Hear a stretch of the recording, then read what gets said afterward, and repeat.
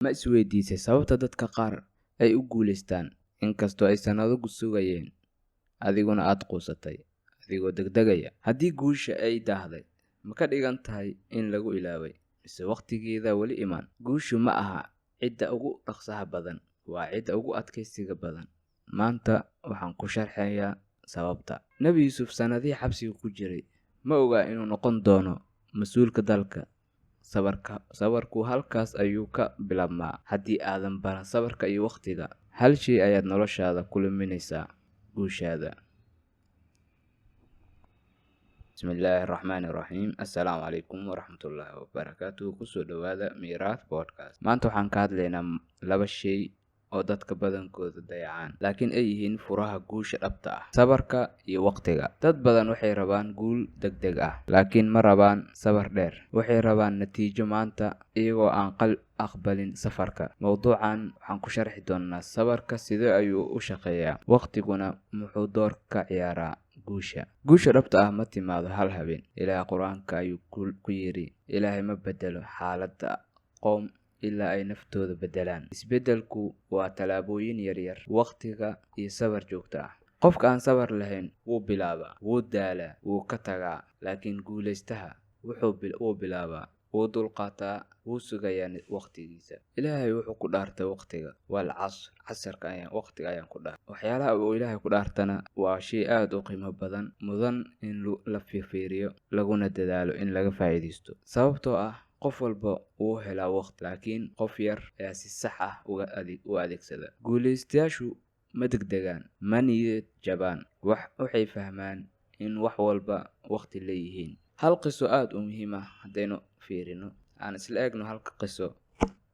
Qisadii Nebi Yuusuf calayhi salaam, waxyaalo badan oo waxa ku jiraan cibro qaadasho ah. Markaynu ka qaadano dhowr qodob oo aad noogu muhiimsan. Nebi Yuusuf walaaladii baa ceel ku tuuray, kadib waxaa ku dhacay gacantii boqorkii Masar. Waa la iibsaday oo addoonnimo ayuu gacanta u galay. Markuu weynaadana xabsi ayaa la dhigay, isagoo aan waxba galabsan. Dambiye ku soo ogtay xaaskii boqorka. Sanado ayuu xabsiga ku jiray, laakiin waxaa meesha taalo, ma uusan quusan, iimaankiisu ma dumin. Waqtigii Ilaahay markii uu yimid oo loogu talagalay xabsiga ayuu uga baxay, waxaana laga dhigay boqor. Addoonnimadii ayuu ka baxay, nin mas-uul noqday. Dhibaatadii uu ku jirayna wuu ka baxay, nin mas-uul oo sharaf leh ayuu noqday. Taasna waxayna baraysaa in sabarka iyo waqtiga uu ku bedeli doono meel wanaagsan ku gaarsiin karo. Ilaahayna wuxuu leeyahay, walaqad makkanna liyuusufa fil ard, dhulkaan dhaxal siinay. Cashirka aan meeshaan ka baranayno: haddii aad sabarto, waqtiga adiga ayuu ku shaqaynayaa. Guulaystayaashu sirta ay yaqaaniin: